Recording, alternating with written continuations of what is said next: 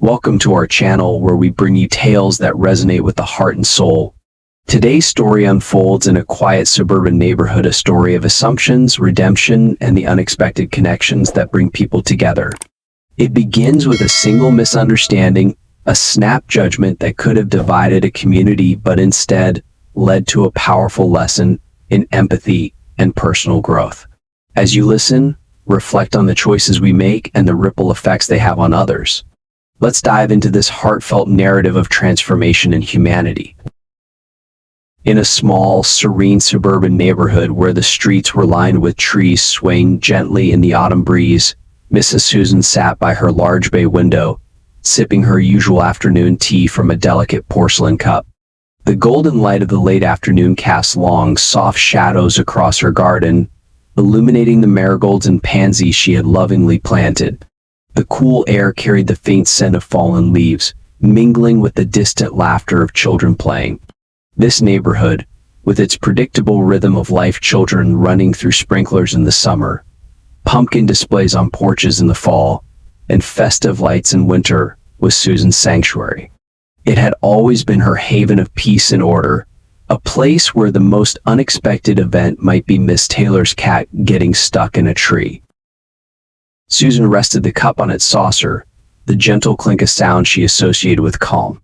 She had always taken pride in her awareness of the neighborhood, a quality she thought of as vigilance, though others might call it nosiness.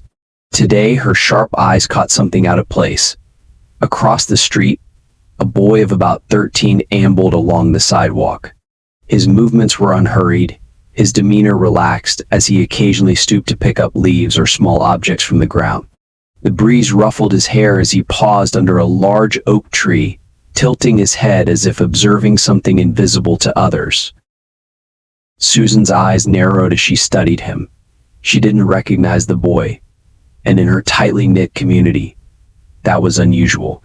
Her neighborhood was like a small town where every face was familiar. A new face stood out, disrupting the balance of predictability she cherished. The boy, dressed in a plain hoodie and jeans, didn't look threatening, but her mind drifted to recent news reports about burglaries in nearby areas. Her heart beat faster, each thought compounding her unease. When the boy stopped by a neighbor's garden, bending down to inspect something glinting in the sunlight, Susan's unease deepened. What is he doing?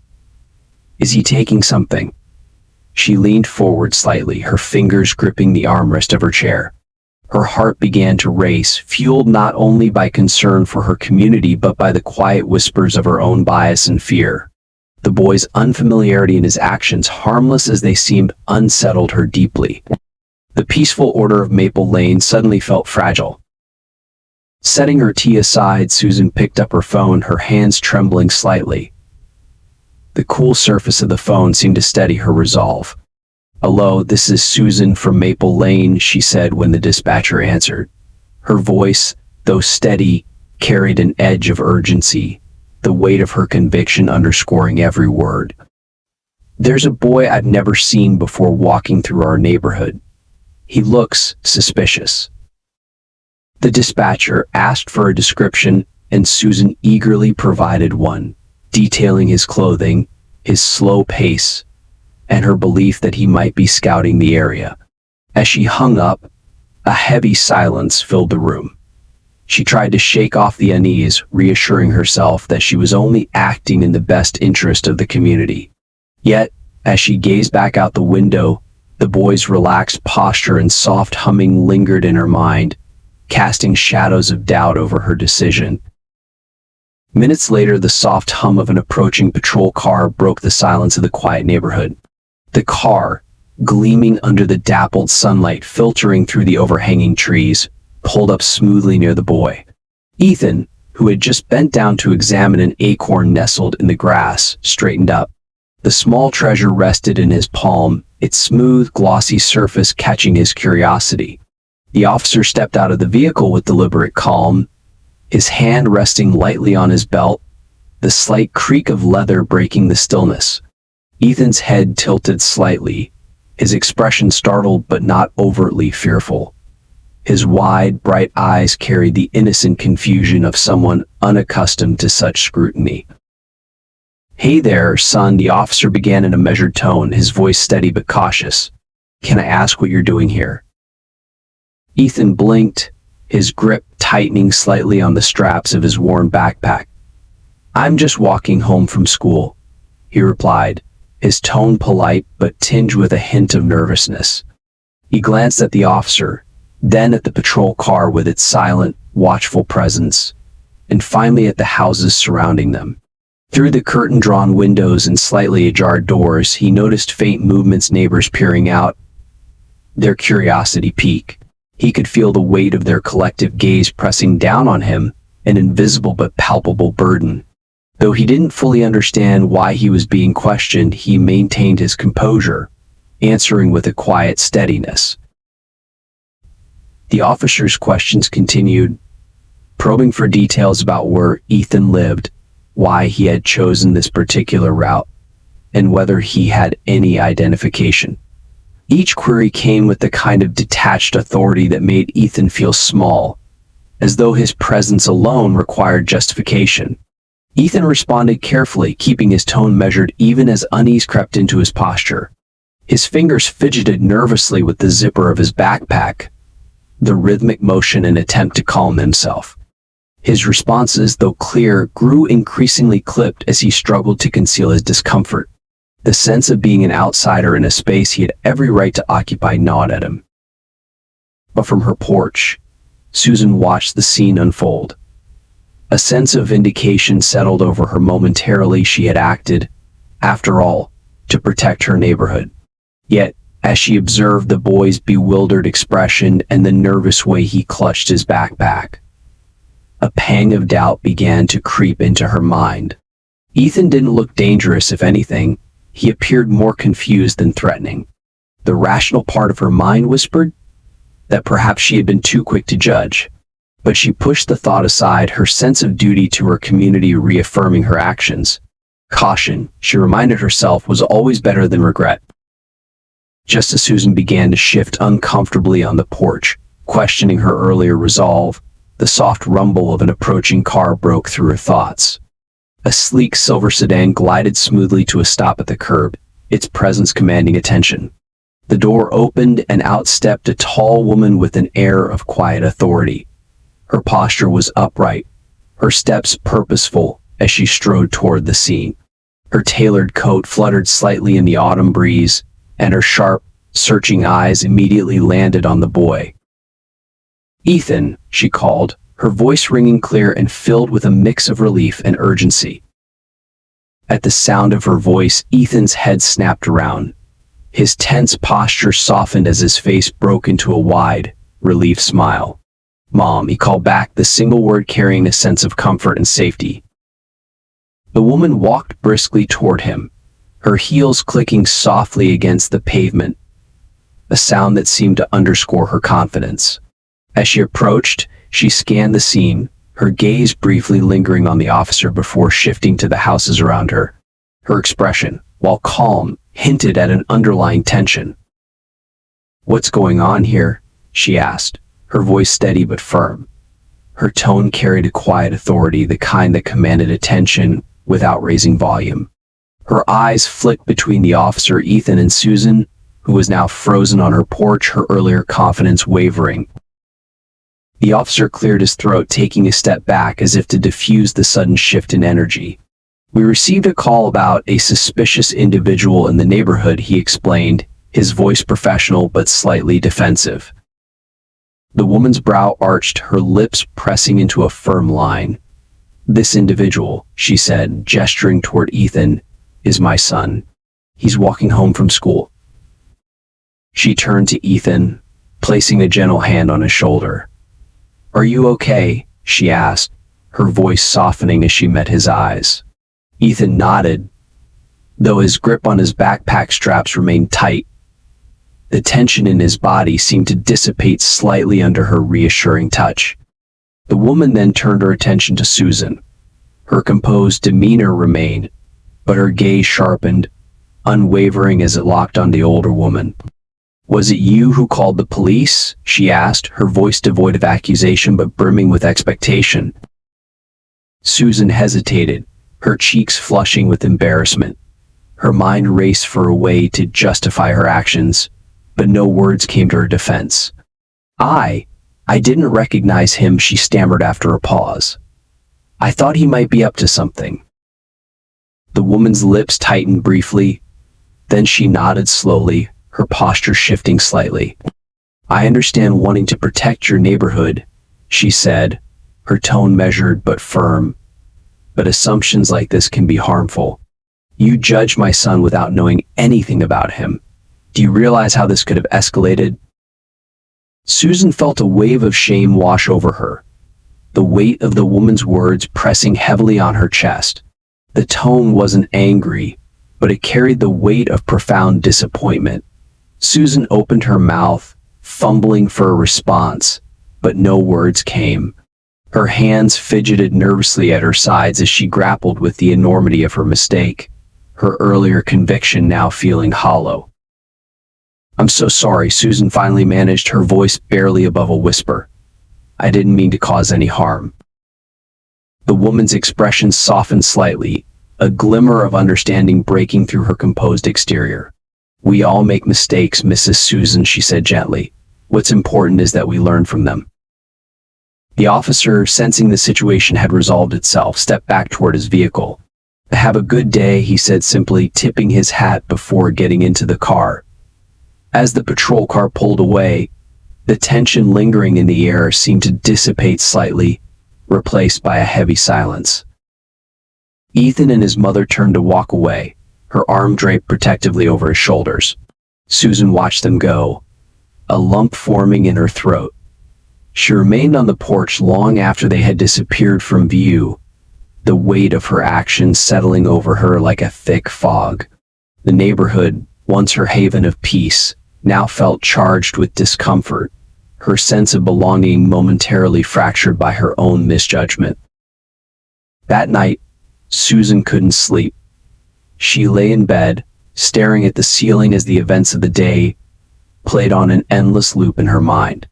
Every detail replayed with excruciating clarity. Ethan's startled, bewildered expression as the officer questioned him, the calm yet firm authority in Grace's voice as she addressed both the officer and Susan herself, and the heavy shame that had descended upon Susan when she realized the truth of her own bias. The neighborhood she had always viewed as a safe haven now felt different, as though the very fabric of its tranquility had been disrupted not by Ethan, but by her own actions. It was as if the streets, the familiar houses, and even her carefully tended garden reflected back at her the flaws she had never before confronted. The safe bubble she had built around herself was punctured, leaving her exposed to uncomfortable truths. She turned on her side, then onto her back again, pulling the blanket up to her chin as though it might shield her from her thoughts. But they kept coming, insistent and unrelenting. What had she really seen in Ethan that made her call the police? She asked herself. The answer, though she hated to admit it, lay not in Ethan's actions but in her own unfounded assumptions. The realization stung. By morning, Susan had made up her mind. While she couldn't undo what had happened, she could try to make amends. After dressing in the quiet stillness of her kitchen, she began pulling out ingredients for baking. It was her way of expressing herself, of offering a tangible piece of contrition. She measured and mixed carefully, her hands steady but her mind racing with thoughts of what she would say. She decided to keep it simple.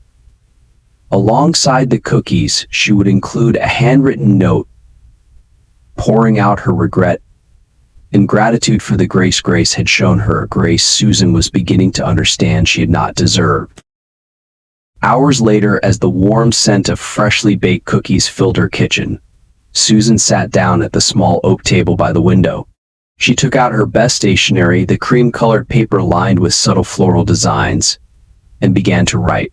Her pen hovered above the paper for a moment before the words started to flow. Dear Mrs. Grace, she began, I owe you and Ethan an apology. Yesterday, I acted out of fear and assumptions rather than understanding. My actions were wrong and they caused unnecessary harm to your family. For that, I am deeply sorry. Her words were honest, if not elegant, and by the time she finished, she felt a small sense of relief. Folding the note neatly, she placed it inside a matching envelope and tied a ribbon around the box of cookies. With the package in hand, she stepped out into the crisp morning air, her heart pounding as she made her way to Grace's home. When Grace opened the door, she greeted Susan with a warm smile that immediately put her at ease. "Good morning, Mrs. Susan," she said, her tone friendly but reserved. Her calm demeanor reminded Susan once again of how gracefully she had handled the situation the day before. "I brought these for you," Susan said, holding out the box of cookies. "And I wrote you a note. I wanted to say how sorry I am, and I thought it might be easier to put my thoughts into words." Grace accepted the box, glancing at the neatly tied ribbon before meeting Susan's eyes. "Thank you," she said sincerely. "Would you like to come in for some tea?" Susan hesitated for a moment, surprised by the invitation, but then nodded. "I'd like that." Inside, Grace led Susan to a cozy kitchen, where the scent of freshly brewed coffee mingled with hints of lavender. The walls were adorned with colorful artwork, much of it clearly done by children. As they sat at the round table, Grace poured 2 cups of tea and set out a small dish of sugar cubes.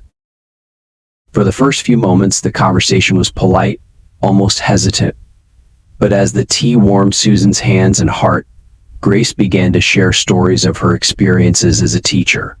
She spoke about her passion for working with young minds, the challenges her students faced, and her vision for a more inclusive community where every child felt safe and valued. Her words were earnest, and as Susan listened, she felt a growing sense of admiration. "You've done so much for this neighborhood," Susan said eventually, her voice tinged with regret. "And yet I let my fears cloud my judgment. I should have known better." Grace smiled gently. "We all have our blind spots, Mrs. Susan. The important thing is that you're willing to see them and do something about it." From that day forward, Susan made a promise to herself to understand her community on a deeper level. She began volunteering at the local high school, where she worked alongside Grace to support students like Ethan. The experience was transformative.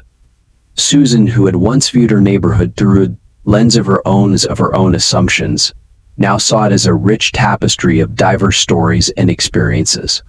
She marveled at the resilience of the students, their dreams, and the challenges they faced. Ethan, in particular, became a bridge for Susan to connect with the younger generation. Over time, their interactions grew warmer.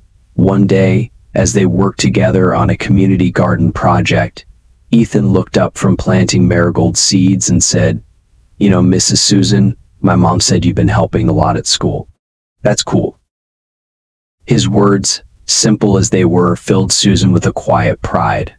"Well," she replied, smiling, "I think I've learned more from all of you than you've learned from me." Ethan grinned and returned to his planting, and Susan couldn't help but marvel at how far they had all come. The neighborhood, once a place of quiet predictability, became something new, a vibrant tapestry of connections and shared experiences. Block parties became livelier, with families from different backgrounds coming together. The school, with Grace and Susan's efforts, grew into a hub of community engagement. And every time Susan saw Ethan walking by, now often waving with a cheerful smile, she felt a pang of gratitude, not only for him and Grace, but for the chance to grow beyond her fears and limitations. Susan's life, once defined by routine and cautious observation, had been enriched by the very things she once feared, the unfamiliar. And in embracing it, she found a deeper sense of belonging, not just in her neighborhood, but in herself. And so, what started as a moment of fear and misunderstanding became a journey of learning and connection. Susan's story reminds us all of the importance of pausing, reflecting, and challenging our assumptions about others. We live in a world where it's easy to judge, but true strength lies in understanding and growing beyond our initial biases. This tale is a powerful example of how forgiveness, humility, and a willingness to change can transform not just an individual, but an entire community. Let's carry this lesson with us, that by opening our hearts and minds, we create space for a more compassionate and inclusive world. Thank you for watching. If this story inspired you, Don't forget to like, comment, and subscribe to Life of Story for more meaningful narratives. And as always, remember to spread kindness. It might just change someone's life, including your own.